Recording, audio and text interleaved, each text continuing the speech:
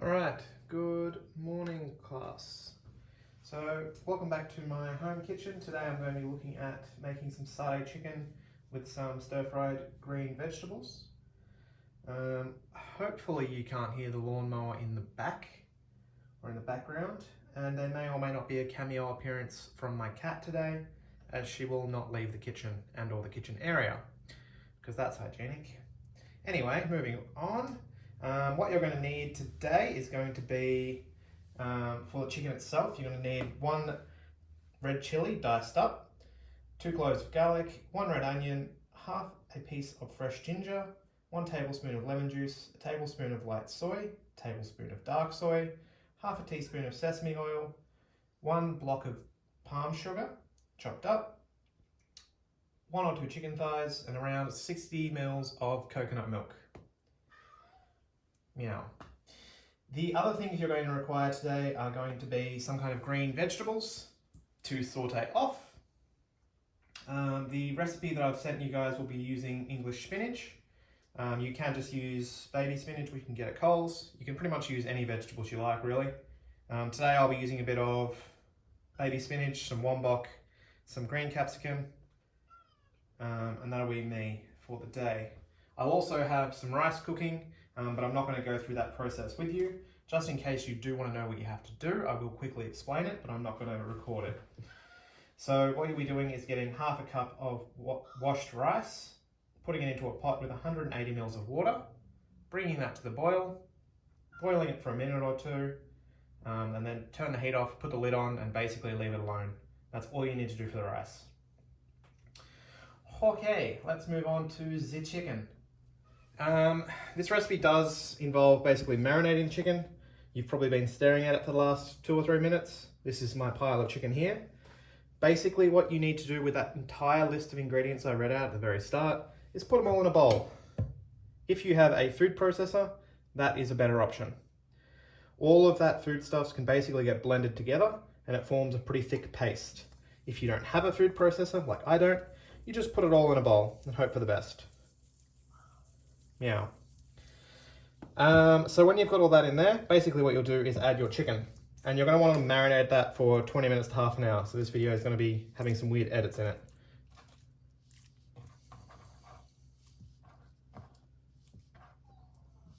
Meow. So hard done by cat. Why is no one paying you attention or feeding you? I get it. It's a struggle. So with that chicken, stir it around, mix it up. You want to make sure it's all covered in that marinade. If you don't have some of the ingredients, try substituting some of them. So if you don't have any lemon, use some lime.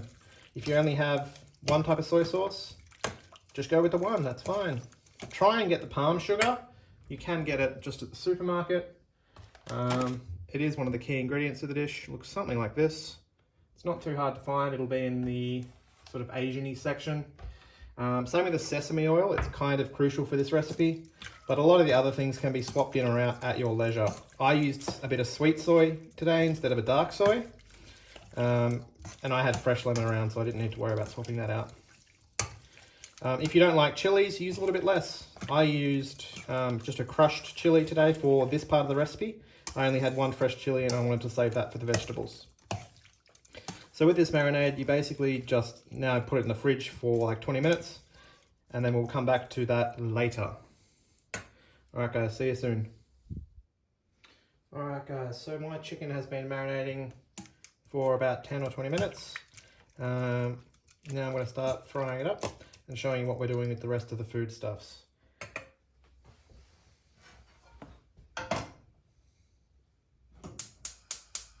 Assuming my stove wants to work today. Come on. You can do this, I believe in you.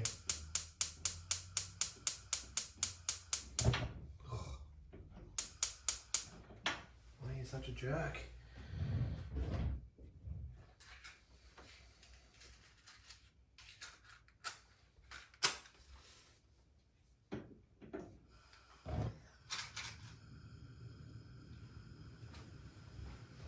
Alright guys, so onto a medium to low heat. I'm going to put my fry pan with just a little bit of oil There is some oil in the marinade, and there is quite a lot of liquid in the marinade, but we still need to have a little bit of oil in the pan. We don't actually want anything burning or sticking. The recipe itself tells you that we are going to be threading that chicken onto skewers. Being that I'm doing it at home and I don't actually have skewers, I'm going to do it straight in the pan. If you did want to thread it onto skewers, you would cut it a little bit, you'd cut it into larger pieces or leave it as larger pieces rather than dicing it up. And then what you would do with that is either cook it in a pan or put it straight under your grill. But because I'm just going to do mine in my pan, I'm going to continue as I was. So with this excess marinade, we want to keep as much of the liquid in there as we can. We're going to be using that to make a sauce later down the track. So I'm going to start placing the chicken in the pan. You'll see all of that liquid at the bottom. We're going to use all of that later with some coconut milk or cream or whatever you've got. Probably should have heated my pan up for a little bit longer, but it'll be fine.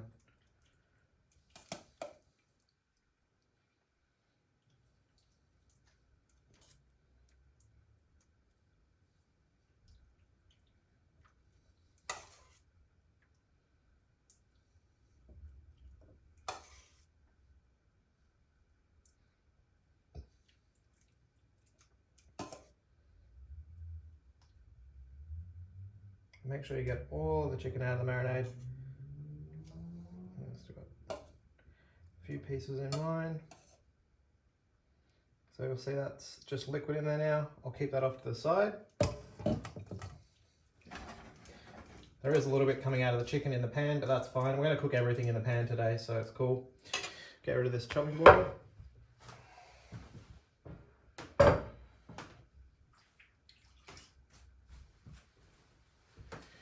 Probably turn my pan up just to get it cooking a little bit quicker. And I'll slide this chopping board up here so you guys can have a look at some of the vegetables I'll be using today. A bag of spinach there, now you can see everything that I've got. Super. In this small pan up the back, I've just got a little bit of sesame oil and vegetable oil mixed together. We'll be using that for the vegetables shortly. So what we need to do is basically get all this chicken cooking off, and then we'll look at adding the marinade and the coconut milk into the pan to actually help make the sauce. And then we'll stew the whole lot off together for a couple of minutes, probably 4 or 5 minutes, and at the same time we'll be cooking the vegetables. If you wanted to, you could be cooking the rice at the same time. I have mine cooking in the rice cooker up the back, which is probably just out of shot.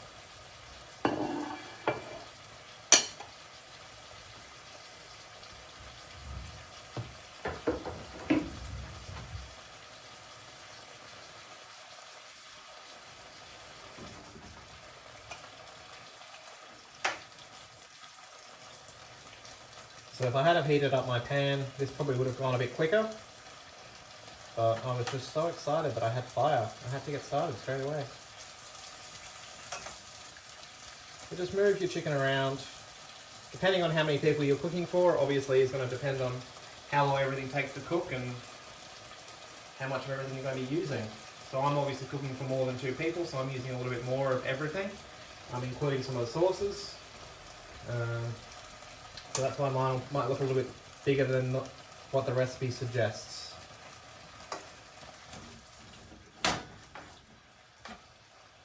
So just moving it around, you can hopefully see that some of that chicken is starting to cook. We'll just keep moving it around. You see all that juice in the pan as well. That's going to help make our sauce. But it is going to take 5 to 10 minutes for all that to cook. Ideally, I'd have a larger pan to cook the vegetables, but these are what I've got at home. So this is what I'm using.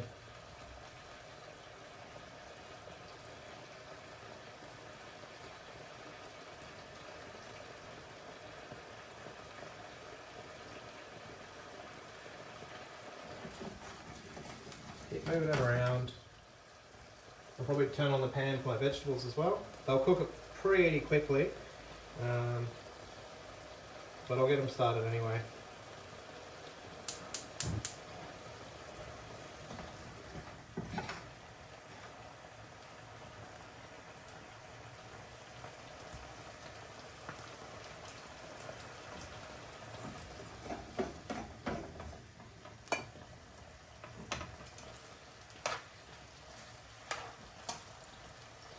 Making sure you're keeping an eye on this chicken, stirring it around.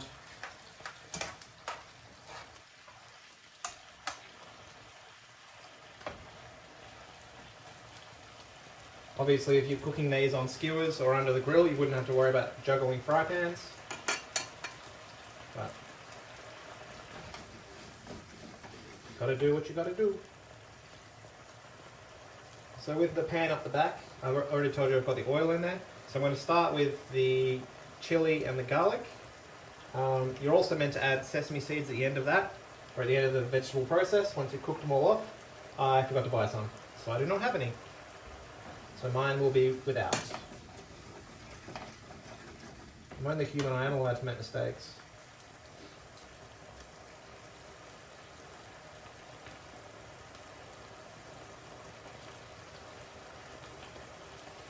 So most of that chicken's looking like it's getting cooked now. So we can start thinking about putting the marinade back in and adding some coconut milk so we can have a bit of sauce going on. You can see that quite a lot of liquid has actually come out of that chicken, which is good. It's going to have lots of flavour for us. So with my vegetables, I'll just move my wombok aside, because I just want the chili and the garlic to start off with.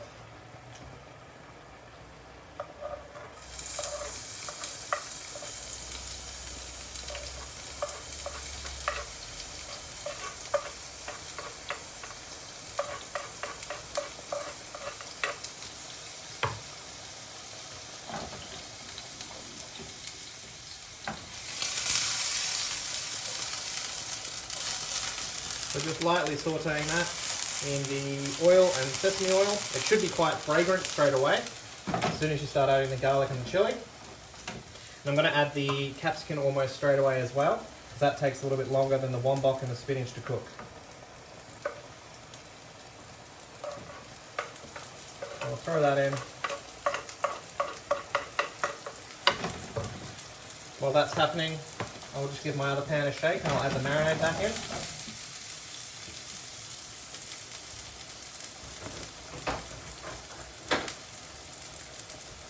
So remember, this marinade's obviously had chicken in it already, so we are going to need to make sure that we cook this out 4 or 5 minutes at least, just to make sure all of the bacteria that may or may not have been in that chicken are cooked, so we don't have any nasties being digested by us. But it's going to have lots of flavour this way.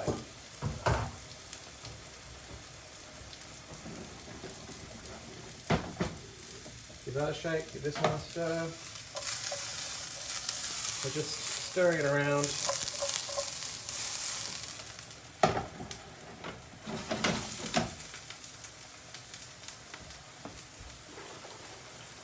Giving my coconut milk a quick shake.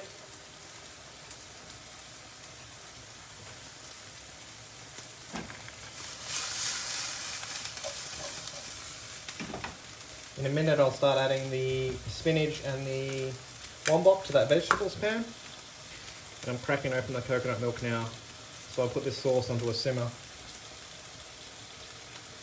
It does say 60 mils,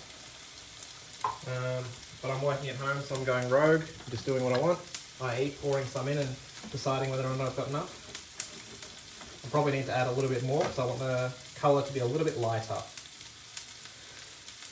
Plus, I don't want to have half a tin of coconut milk in my fridge for God knows how long. So I'll try and use it a bit more today.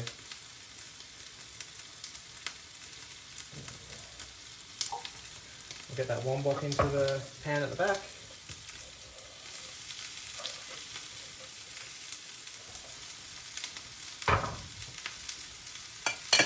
Give that one a shake. Make a mess of my stove. All part of the course, really.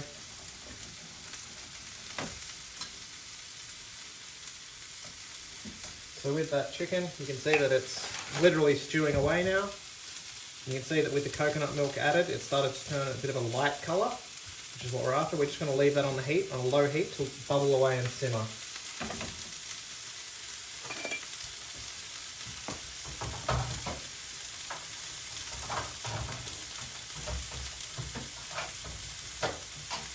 Giving my tongs a quick rinse so I can start poking those vegetables.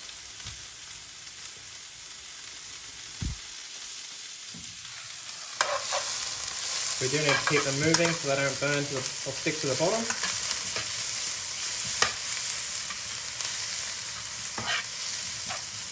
You see that the wombok's wilted really quickly. So now you can just see a little bit of the white and mostly green and red. So we're going to add the spinach now. It looks like a lot of spinach, and it is quite a lot. A, I want to use up the whole bag of spinach because once again I don't want it in my fridge forever. And B, spinach wilts down to nothing when you cook it. It's magic. Get in there. If you think you need a little bit more oil in the pan, you can add a little bit more. I'd recommend using still a mix of the sesame and the vegetable, but I'm going to leave mine for the moment, see how we go.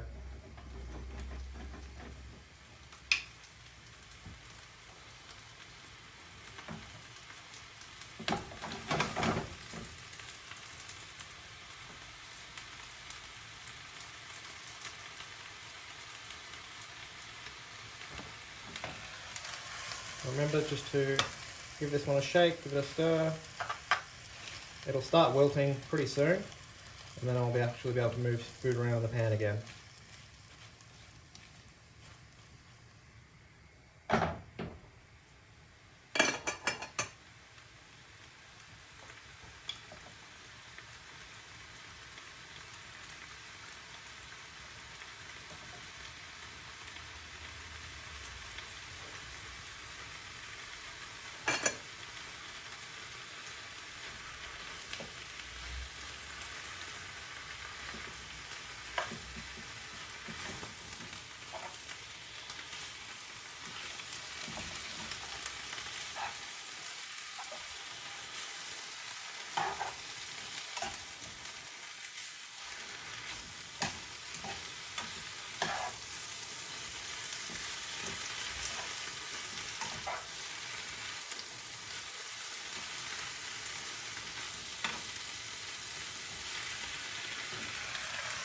Alright guys, so you can pretty much see how quickly that's wilted down to next to nothing.